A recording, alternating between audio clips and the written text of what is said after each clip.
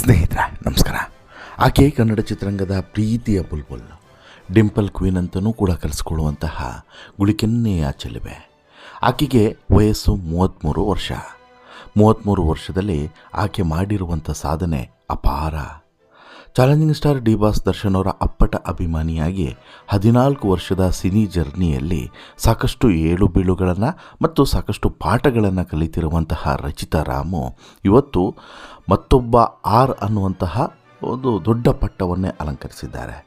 ರಕ್ಷಿತಾ, ರಮ್ಯಾ, ರಾಧಿಕಾ ಬಳಿಕ ಸ್ಯಾಂಡಲ್ವುಡ್ಡನ್ನು ಪ್ರವೇಶಿಸಿದಂಥ ಈ ರಾ ಹೆಸರಿನ ಪ್ರತಿಭಾವಂತ ನಟಿ ಈ ರಚಿತಾ ರಾಮು ಮೊದಲ ಒಂದು ದಶಕ ಚಿತ್ರರಂಗವನ್ನು ಆಳಿದ್ರೆ ನಂತರ 14 ವರ್ಷಗಳಿಂದ ಆಳ್ತಿರುವಂತಹ ಏಕೈಕ ರಾ ಅಂತ ಹೇಳಿದ್ರೆ ಈ ರಚಿತಾ ರಾಮ್.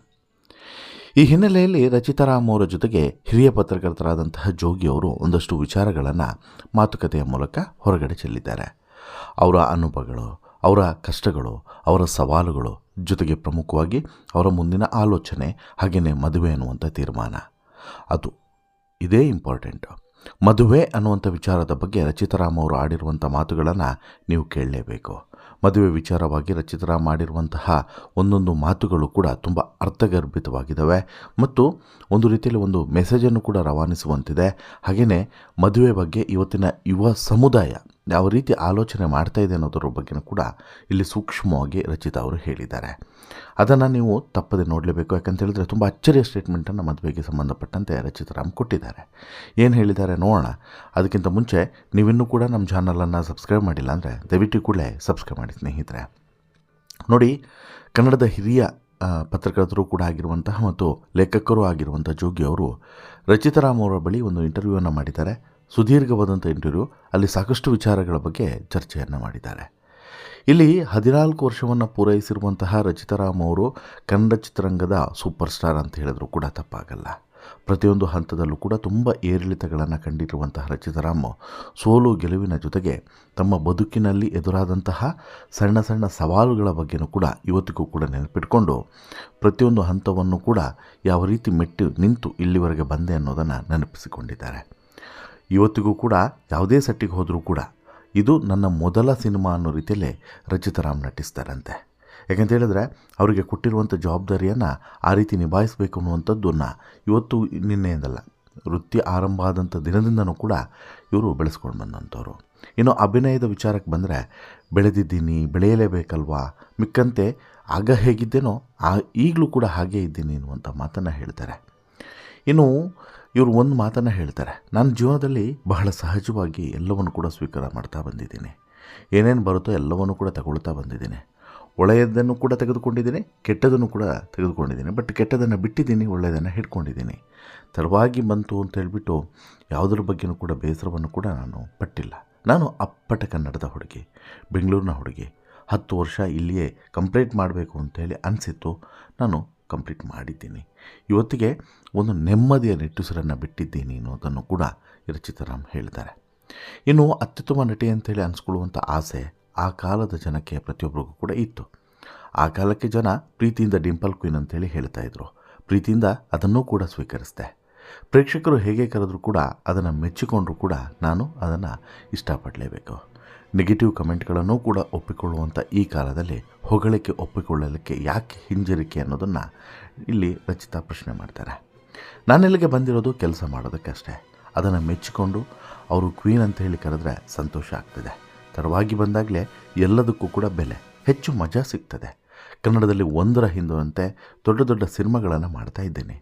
ರಕ್ಷಿತಾ ಮತ್ತು ರಮ್ಯರ ನಂತರ ಎಲ್ಲರ ಜೊತೆಗೂ ಕೂಡ ವರ್ಕ್ ಮಾಡಿದವಳು ನಾನು ಅನ್ನುವಂತಹ ಹೆಮ್ಮೆ, ಆತ್ಮತೃಪ್ತಿ ನನಗಿದೆ ಅನ್ನೋದನ್ನು ಕೂಡ ಹೇಳ್ತಾರೆ. ಇನ್ನು ಈ ಲ್ಯಾಂಡ್ಲಾರ್ಡ್ ಮತ್ತು ಕೂಲಿ ಚಿತ್ರಗಳಲ್ಲಿ ಮೇಕಪ್ ಇಲ್ಲದೆ ರಚಿತಾ ನಟಿಸಿದ್ದಾರಲ್ವ, ಇದ್ರ ಬಗ್ಗೆಯೂ ಕೂಡ ಇಲ್ಲಿ ರಚಿತಾ ಒಂದಷ್ಟು ವಿಚಾರಗಳನ್ನು ಹಂಚಿಕೊಂಡಿದ್ದಾರೆ. ಈ ಎರಡೂ ಸಿನಿಮಾದಲ್ಲೂ ಕೂಡ ಲ್ಯಾಂಡ್ಲಾರ್ಡ್ ಆಗಿರ್ಬೋದು, ಕೂಲಿ ಆಗಿರ್ಬೋದು, ಎರಡೂ ಸಿನಿಮಾದಲ್ಲೂ ಕೂಡ ಮೇಕಪ್ ಅವಶ್ಯಕತೆಯೇ ಇರಲಿಲ್ಲ. ಜಸ್ಟ್ ಸನ್ಸ್ಕ್ರೀನನ್ನು ಮತ್ತು ಮಾಯ್ಶ್ಚರೈಸರನ್ನು ಹಚ್ಕೊಳ್ತಾ ಇದ್ದೆ ಅಷ್ಟೇ. ಕಾಡಿಗೆ ಹಾಕೋದಕ್ಕೂ ಕೂಡ ಬಿಡ್ತಾ ಇರಲಿಲ್ಲ. ಅಷ್ಟು ಸಿಂಪಲಾಗಿ ನನ್ನ ಕೈಲೇ ಅಭಿನಯನ ತೆಗೆದಿದ್ದಾರೆ.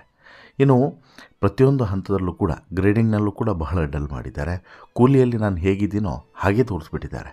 ಎಷ್ಟೇ ಆದರೂ ಕೂಡ ಮೇಕಪ್ ಇಲ್ಲದೆ ನಟಿಸೋದು ನಿಜಕ್ಕೂ ಕೂಡ ಸವಾಲು ಬಿಡಿ ಅಂತಲೂ ಕೂಡ ರಚಿತಾ ನಗ್ತಾರೆ. ಇನ್ನು ಕಮರ್ಷಿಯಲ್ ಸಿನಿಮಾಗಳಲ್ಲಿ ನಟಿಸೋದು ಇವರ ಆಯ್ಕೆ ಆಗಿತ್ತಾ ಅಂತೇಳಿ ಕೇಳಿದ್ರೆ ನೆವರ್ ಅನ್ನುವಂಥ ಉತ್ತರವನ್ನು ಕೊಡ್ತಾರೆ. ನನಗೆ ಒಂದೇ ಥರದ ಪಾತ್ರಗಳಲ್ಲಿ ನಟಿಸಿ ಬೇಜಾರಾಗಿತ್ತು. ಆ್ಯಕ್ಚುಲಿ ನನಗೆ ಹೊಸ ಥರದ ಪಾತ್ರಗಳು ಯಾಕೆ ಸಿಗ್ತಾ ಇಲ್ಲ ಅಂತೇಳಿ ಯೋಚಿಸ್ತಾ ಇದ್ದೆ. ಒಮ್ಮೊಮ್ಮೆ ಹೀಗೂ ಕೂಡ ಅನ್ನಿಸ್ತಾ ಇತ್ತು. ಇಲ್ಲಿ ಒಂಥರ ಈಗೋ ಇದೆ. ಅವರನ್ನೇನೋ ಕರೆಯೋದು, ಅವರನ್ನು ಯಾಕೆ ಕರಿಬೇಕು ಅಂತೆಲ್ಲ ಅಂದ್ಕೊಳ್ತಾರೆ. ಅವರನ್ನು ಯಾಕೆ ಈ ಒಂದು ಸಿನಿಮಾದಲ್ಲಿ ಬಳಸ್ಕೊಳ್ಬೇಕು ಅಂತಲೂ ಕೂಡ ಹೇಳ್ತಾರೆ. ಇನ್ನು ಒಂದು ವರ್ಕ್ಶಾಪ್ ಮಾಡಿದರೆ ನಾವೇನೇನಾದರೂ ನಿರ್ದೇಶಕರಿಗೆ ಗೊತ್ತಾಗೋದಲ್ವಾ. ಹಾಗಾಗಿ ಒಂದು ವರ್ಕ್ಶಾಪನ್ನು ಮಾಡಬೇಕು. ಇಲ್ಲೂ ಕೂಡ ಸಾಕಷ್ಟು ಸಿನಿಮಾಗಳು ಮೊದಲು ವರ್ಕ್ಶಾಪನ್ನು ಮಾಡ್ತವೆ. ವೆಟ್ರಿಮಾರನ್ ಸಿನಿಮಾ ಮಾಡೋ ಮೊದಲು ವರ್ಕ್ಶಾಪನ್ನು ಮಾಡಿದರು. ಇಲ್ಲಿ ಅಂತಹ ಅಭ್ಯಾಸವೇ ಇಲ್ಲ. ಸುಮ್ಮನೆ ಅವರು ಒಪ್ಪೋದಿಲ್ಲ, ಸೂಟ್ ಆಗೋದಿಲ್ಲ ಅಂಥೇಳಿ ಅಂದ್ಕೊಂಡ್ಬಿಡ್ತಾರೆ. ಕೇಳೋದು ಕೂಡ ಇಲ್ಲ. ಇದೇ ರಾಂಗ್ ಆಗೋದು ಅನ್ನೋದನ್ನು ಕೂಡ ಹೇಳ್ತಾರೆ. ಇನ್ನು ಈ ಸೆಟ್ಗಳಲ್ಲಿ ರಚಿತಾ ಹೇಗಿರ್ತಾರೆ ಅಂತೇಳಿ ಕೇಳಿದ್ರೆ ತುಂಬ ಸಿಂಪಲ್ ಆಗಿರುವಂಥ ಹುಡುಗಿ. ಕ್ಯಾರವನ್ನಿಂದ ಹೆಚ್ಚಿನ ಸಮಯ ಹೊರಗೆ ಇರ್ತಾರೆ. ಟೀಮ್ ಚೆನ್ನಾಗಿದ್ದಾಗ ಅವ್ರ ಜೊತೆಗೆ ಮಾತನಾಡಿಕೊಂಡು ಎಂಜಾಯ್ ಮಾಡ್ತಾರೆ. 6 ಗಂಟೆಗೆ ನಿಗದಿಯಾಗಿರುವಂಥ ಶೂಟಿಂಗಿಗೆ 9 ತನಕ ಮುಂದೆ ಹೋದರೂ ಕೂಡ ಖುಷಿಯಾಗಿ ಮಾಡ್ತಾರೆ. ಯಾಕಂತ ಹೇಳಿದ್ರೆ ಏನೂ ಮಾಡೋಕ್ಕಾಗೋದಿಲ್ಲ. ಇನ್ನು ವಿಮರ್ಶೆ ಅಂತ ಹೇಳಿ ಬಂದಾಗ ಒಳ್ಳೆಯದನ್ನು ಕೂಡ ತೆಗೆದುಕೊಳ್ಬೇಕು, ಕೆಟ್ಟದನ್ನು ಕೂಡ ತೆಗೆದುಕೊಳ್ಬೇಕು, ಎಲ್ಲವನ್ನೂ ಕೂಡ ತೆಗೆದುಕೊಳ್ತಾರೆ.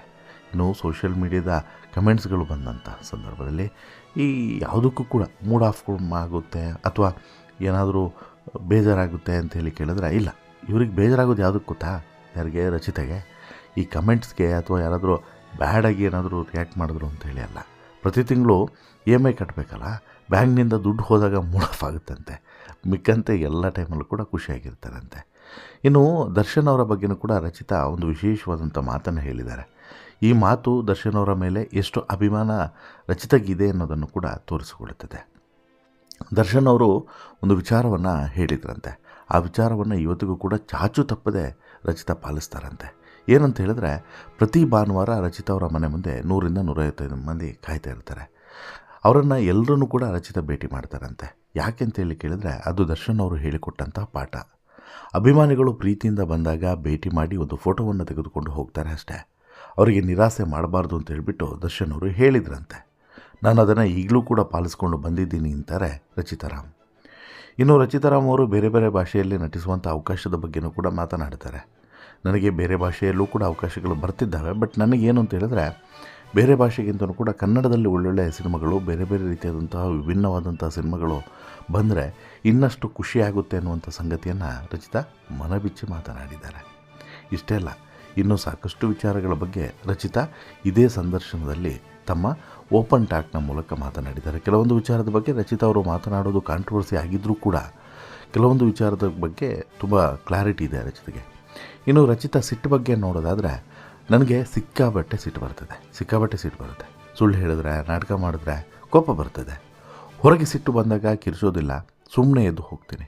ಅಪ್ಪ ಹೇಳ್ತಿದ್ರು ಈ ದುಷ್ಟರನ್ನು ಕಂಡ್ರೆ ದೂರ ಇರಬೇಕು ಅಂತೇಳಿ. ಹಾಗಾಗಿ ಎದ್ದು ಬಂದುಬಿಡ್ತೀನಿ. ಒಂದು ಅರ್ಧ ಗಂಟೆಯಲ್ಲಿ ಎಲ್ಲದೂ ಕೂಡ ಸರಿ ಹೋಗ್ತದೆ ಅನ್ನೋದನ್ನು ಕೂಡ ಹೇಳ್ತಾರೆ. ಇನ್ನು ಯಾವುದೇ ಒಂದು ಪ್ರಶಸ್ತಿ ಅಥವಾ ರಾಷ್ಟ್ರ ಪ್ರಶಸ್ತಿ ಈ ರೀತಿಯಾದಂಥ ಪ್ರಶಸ್ತಿ ಮೇಲೆ ಕಣ್ಣನ್ನು ಇಟ್ಟಿದ್ದೀರಾ ಅಂತೇಳಿ ಜೋಗಿಯವರು ಕೇಳಿದಂಥ ಸಂದರ್ಭದಲ್ಲಿ ಇಲ್ಲ, ಇಲ್ಲೇ ತನಕ ಅಂತಹ ಅವಕಾಶ ಸನ್ನಿವೇಶ ಬಂದಿಲ್ಲ. ಮುಂದೆ ಬರಬಹುದು. ಭಗವಂತ ನನಗೆ ಮೋಸ ಮಾಡೋದಿಲ್ಲ ಅಂತ ಹೇಳಿಬಿಟ್ಟು ನಾನು ಅಂದ್ಕೊಂಡಿದ್ದೀನಿ. ಅಂಥದ್ದೊಂದು ಪಾತ್ರವೂ ಕೂಡ ಬರಬಹುದು. ನಟಿಸೋದಕ್ಕೆ ಅವಕಾಶವನ್ನು ಕೊಟ್ಟಂತಹ ದೇವರು ಪ್ರಶಸ್ತಿ ಕೊಡದೆ ಇರ್ತಾನ? ಟೈಮ್ ಬರಲಿ ಅಂತ ಹೇಳ್ಬಿಟ್ಟು ಕಾಯ್ತೀನಿ. ನನಗೆ ತುಂಬ ಅಭಿಮಾನಿಗಳಿದ್ದಾರೆ. ನಾನು ಯಾವ ಊರಿಗೆ ಹೋದರೂ ಕೂಡ ಸಂಭ್ರಮಿಸ್ತಾರೆ. ಅದೇ ಸಂತೋಷ ಅಂಥೇಳಿ ಹೇಳ್ತಾರೆ. ಇನ್ನು ರಚಿತಾ ಅವರಿಗೆ ಇವತ್ತಿಗೆ ಕಾರ್ ಅಂದರೆ ಸಿಕ್ಕಾಬಟ್ಟೆ ಅಚ್ಚುಮೆಚ್ಚು. ಅದಕ್ಕೊಂದು ಘಟನೆಯೂ ಕೂಡ ಇದೆಯಂತೆ. ಏನು ಕಾರಣ ಅಂತ ಹೇಳಿದ್ರೆ ಬಾಲ್ಯದಲ್ಲಿದ್ದಂಥ ಸಂದರ್ಭದಲ್ಲಿ ಒಂದು ಘಟನೆ ನಡೆದಿದೆ. ಇವರ ಸಂಬಂಧಿಕರು ಇವರನ್ನು ಕಾರಿಗೆ ಹತ್ತಿಸ್ತಿರಲಿಲ್ಲಂತೆ. ನಮ್ಮ ಹತ್ರವೂ ಕೂಡ ಕಾರ್ ಇರಲಿಲ್ಲ. ಆಗ ಕಾರಿಗೆ ಹತ್ತಿಸ್ಕೊಂಡ್ರೆ ನಾನು ವಾಂತಿ ಮಾಡಿಬಿಡ್ತೀನಿ ಅಂತ ಹೇಳ್ಬಿಟ್ಟು ಅವ್ರು ಯಾರೂ ಕೂಡ ಕಾರಿಗೆ ಹತ್ತಿಸ್ತಿರಲಿಲ್ಲ ಅಂತಲೂ ಕೂಡ ಹೇಳ್ತಾರೆ. ಆದರೆ ಇವತ್ತಿಗೆ ರಚಿತಾ ಬಳಿ ಸಾಕಷ್ಟು ಕಾರಿದೆ. ಮೊದಲನೇದಾಗಿ ರಚಿತಾ ಅವರ ಅಪ್ಪಂಗೆ ಹೇಳಿ ಒಂದು ಬ್ಲ್ಯಾಕ್ ಕಲರ್ ಸ್ಯಾಂಟ್ರೋ ಕಾರನ್ನು ತೆಗೆದುಕೊಳ್ತಾರೆ. ಬಟ್ ಆದರೂ ಕೂಡ ಸ್ಯಾಟಿಸ್ಫ್ಯಾಕ್ಷನ್ ಆಗೋದಿಲ್ಲ. ಅದಾದ ಬಳಿಕ ಮತ್ತೆ ಬೇರೆ ಬೇರೆ ಕಾರುಗಳನ್ನು ತೆಗೆದುಕೊಳ್ಬೇಕು ಅಂತ ಹೇಳ್ಬಿಟ್ಟು ಒತ್ತಾಯವನ್ನು ಮಾಡ್ತಾರೆ. ಆದರೂ ಕೂಡ ತೃಪ್ತಿ ಆಗಲಿಲ್ಲ. ಆನಂತರ ಇವರೇ ಕಾರು ತೆಗೆದುಕೊಂಡು ಇವತ್ತು ಪ್ರತಿ ಕಾರಲ್ಲೂ ಕೂಡ ಕೂತಾಗ ಹೆಮ್ಮೆ ಅಂತ ಅನಿಸುತ್ತೆ. ಇದು ನನ್ನ ಕಾರು ಅನ್ನೋಂಥ ಪ್ರೌಡ್ ಫೀಲ್ ಆಗುತ್ತೆ ಅಂತ ಕೂಡ ರಚಿತಾ ಹೇಳ್ತಾರೆ. ಇನ್ನು ಮದುವೆ ಬಗ್ಗೆ ರಚಿತಾರಾಮು ಸಾಕಷ್ಟು ವಿಚಾರಗಳನ್ನು ಹಂಚಿಕೊಂಡಿದ್ದಾರೆ. ಕಳೆದ ವರ್ಷದ ನಂತರ ಮದುವೆ ಆಗಬೇಕು ಅನ್ನೋಂಥ ಆಸೆ ಬಹಳ ಇತ್ತು. ಅಮ್ಮ ಅಪ್ಪಂಗೆ ಮುಂದಿನ ವರ್ಷ ಮದುವೆ ಮಾಡಬೇಕು ಅಂತಲೂ ಕೂಡ ಹೇಳಿ ಕುಣಿತಾ ಇದ್ದೆ. ಆದರೆ ಬರ್ತಾ ಬರ್ತಾ ಇಮೋಷನ್ಗೆ ಮತ್ತು ರಿಲೇಷನ್ಶಿಪ್ಗೆ ಯಾರೂ ಕೂಡ ಮರ್ಯಾದೆ ಕೊಡ್ತಾ ಇಲ್ಲ ಅನ್ನೋದು ಅನಿಸೋದಕ್ಕೆ ಶುರುವಾಯಿತು. ಅದಕ್ಕೆ ಬೆಲೆಯೇ ಇಲ್ಲದಂತಾಗಿದೆ. ಇವತ್ತಿನ ಖುಷಿ ಇವತ್ತಿಗೆ ಮಾತ್ರ, ಕ್ಷಣ ಕ್ಷಣದ ಬದುಕು ಮುಖ್ಯ ಅಂತ ಹೇಳ್ಬಿಟ್ಟು ಎಲ್ರಿಗೂ ಕೂಡ ಅನ್ನಿಸ್ತಿದೆ. ಇವತ್ತು ಚೆನ್ನಾಗಿ ಕುಣಿಯೋಣ, ನಾಳೆದು ನಾಳೆಗೆ ಅಂತೇಳಿ ಬಿಟ್ಬಿಡೋಣ. ನಮ್ಮ ಅಪ್ಪ ಅಮ್ಮನ ಸಂಬಂಧದಂತೆ ಏನೇ ಆದರೂ ಕೂಡ ಜೊತೆಗಿರಬೇಕು ಅನ್ನುವಂಥ ಭಾವನೆ ಈಗ ಸದ್ಯಕ್ಕೆ ಕಾಣಿಸ್ತಿಲ್ಲ. ಮಾತಿಗೂ ಕೂಡ ಡಿವೋರ್ಸ್ ಅಂತೇಳಿ ಹೆಚ್ಚಾಗಿದೆ. ಅಂಥದಕ್ಕೆ ಯಾಕೆ ಟೈಮ್ ವೇಸ್ಟ್ ಮಾಡಬೇಕು ಅನ್ನೋದು ನನ್ನ ಭಾವನೆ. ಇಬ್ಬರ ಮಧ್ಯೆ ಏನು ನಡೆಯುತ್ತೋ ಅಂತ ಬೇರೆ ಯಾರಿಗೂ ಕೂಡ ಗೊತ್ತಾಗೋದಿಲ್ಲ, ಹೇಳೋದಕ್ಕೂ ಕೂಡ ಆಗೋದಿಲ್ಲ. ಎಲ್ಲರೂ ತಾಳ್ಮೆಯನ್ನು ಕಳ್ಕೊಂಡಿದ್ದಾರೆ. ಸಿನಿಮಾ ನೋಡೋದಕ್ಕೆ ಬಂದಾಗಲೂ ಕೂಡ ಮೊಬೈಲನ್ನು ನೋಡ್ತಾ ಕೂತಿರ್ತಾರೆ. ತಾಳ್ಮೆ ಇಲ್ಲದೆ ಹೋದಾಗ ಸಂಬಂಧವನ್ನು ನಿಭಾಯಿಸೋದು ಕಷ್ಟ. ಇದರ ಮಧ್ಯೆ ಈಗೋ, ಸಂಪಾದನೆ, ಅಹಂಕಾರ ಎಲ್ಲದೂ ಕೂಡ ಬರ್ತದೆ.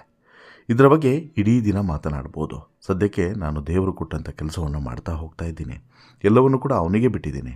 ಅಪ್ಪ ಅಮ್ಮನ ಜೊತೆಗೆ ಸಂತೋಷವಾಗಿದ್ದೀನಿ ಅಂತ ಹೇಳಿಬಿಟ್ಟು ಮದುವೆ ಬಗ್ಗೆ ತುಂಬ ಸೂಕ್ಷ್ಮವಾಗಿ, ತುಂಬ ತಾಳ್ಮೆಯಿಂದ ಮತ್ತು ತುಂಬ ಪ್ರಬುದ್ಧತೆಯಿಂದ ಉತ್ತರವನ್ನು ಕೊಟ್ಟಿದ್ದಾರೆ. ಅಫ್ಕೋರ್ಸ್ ರಚಿತಾ ಹೇಳಿರುವಂಥ ಮಾತು 100ಕ್ಕೆ 100 ಸತ್ಯ. ಯುವ ಸಮುದಾಯ ಇವತ್ತು ಮದುವೆ ಅನ್ನುವಂಥ ವಿಚಾರ ಬಂದರೆ ಬೆಚ್ಚಿ ಬೀಳ್ತಿದೆ, 2 ಹೆಜ್ಜೆ ಹಿಂದಕ್ಕಿಡ್ತಿದೆ. ಕಾರಣ ಏನು ಅಂತ ಹೇಳಿದ್ರೆ ಇದೇ ಕಾರಣಗಳು. ಹೆಣ್ಣಾಗಿರ್ಬೋದು, ಗಂಡಾಗಿರ್ಬೋದು, ತಾಳ್ಮೆ ಇಲ್ಲದೆ ಇರುವಂಥದ್ದು. ಮತ್ತು ಈ ಹಿಂದೆ ಇದ್ರಲ್ವ, ಫಾರ್ ಎಕ್ಸಾಂಪಲ್ ನಮ್ಮ ತಂದೆ ತಾಯಿಗಳು ಅಥವಾ ಅಜ್ಜಂದಿರು ಇದ್ದಂಥ ಕಾಲದಲ್ಲಿ ಎಷ್ಟೆಲ್ಲ ಸಮಸ್ಯೆಗಳಿತ್ತು, ಎಷ್ಟೆಲ್ಲ ಸವಾಲುಗಳಿತ್ತು, ಎಷ್ಟೆಲ್ಲ ಮಿಸ್ಅಂಡರ್ಸ್ಟ್ಯಾಂಡಿಂಗ್ಸ್ ಇತ್ತು. ಕೆಲವು ಸಲ ದೈಹಿಕವಾಗಿ ಹಲ್ಲೆನೂ ಕೂಡ ಮಾಡಿದಂಥ ಎಷ್ಟೋ ಘಟನೆಗಳಿದ್ದಾವೆ. ಆದರೂ ಕೂಡ ಎಲ್ಲವನ್ನೂ ಕೂಡ ಅಡ್ಜಸ್ಟ್ ಮಾಡಿಕೊಂಡು ಹೋಗ್ತಾಯಿದ್ರು. ನನ್ನ ಗಂಡ ಕುಡುಕನೋ, ಕುರುಡನೋ, ಇನ್ನೊಂದೋ ಮತ್ತೊಂದೋ ಅದು ಸೆಕೆಂಡ್ರಿ. ಆದರೆ ಅವ್ನು ನನ್ನ ಪಾಲಿಗೆ ಗಂಡ, ನನ್ನ ಪಾಲಿಗೆ ದೇವರು ಅನ್ನೋ ರೀತಿಯಲ್ಲಿ ಪೂಜಿಸ್ತಿದ್ದಂಥ ಕಾಲ ಅದು. ಆದರೆ ಇವತ್ತಿಗೆಲ್ಲವೂ ಕೂಡ ಬದಲಾಗಿದೆ. ಪ್ರತಿಯೊಬ್ಬರು ಕೂಡ ಈಗೋ ಕ್ಲಾಶ್ನ ನಡುವೆ ಹೋರಾಡ್ತಿದ್ದಾರೆ. ಪ್ರತಿಯೊಬ್ಬರು ಕೂಡ ತಮ್ಮ ತಮ್ಮ ಅಹಂಕಾರವನ್ನು ಪ್ರದರ್ಶನ ಮಾಡ್ತಾ ಇದ್ದಾರೆ. ಹಾಗಾಗಿ ಸಂಬಂಧಗಳು ಬೇಗ ಹಳಸ್ತಿದೆ. ಚಿಕ್ಕ ವಿಚಾರಕ್ಕೂ ಕೂಡ ಮಿಸ್ಅಂಡರ್ಸ್ಟ್ಯಾಂಡಿಂಗ್ ಬರ್ತಿದ್ದಾವೆ. ಪ್ರತಿ ವಾರಕ್ಕೆ, ಪ್ರತಿದಿನಕ್ಕೆ ಒಂದಷ್ಟು ಡಿವೋರ್ಸ್ ಅಪ್ಲಿಕೇಶನ್ಗಳು ಹೆಚ್ಚುತ್ತಾ ಇದ್ದಾವೆ. ಹೀಗಿರುವಂಥ ಸಂದರ್ಭದಲ್ಲಿ ರಚಿತಾ ಅವರು ಮದುವೆ ಬೇಡ ಅನ್ನುವಂಥ ನಿರ್ಧಾರಕ್ಕೂ ಕೂಡ ಬಂದುಬಿಟ್ಟಿದ್ದಾರೆ ಅನ್ನೋದು ಸ್ವತಃ ಅವರ ಮಾತಿನಲ್ಲೇ ಗೊತ್ತಾಗ್ತಿದೆ. ನಿಜಕ್ಕೂ ಕೂಡ ಇದೊಂದು ಅಚ್ಚರಿಯ ಅಭಿಪ್ರಾಯವೇ ಸರಿ.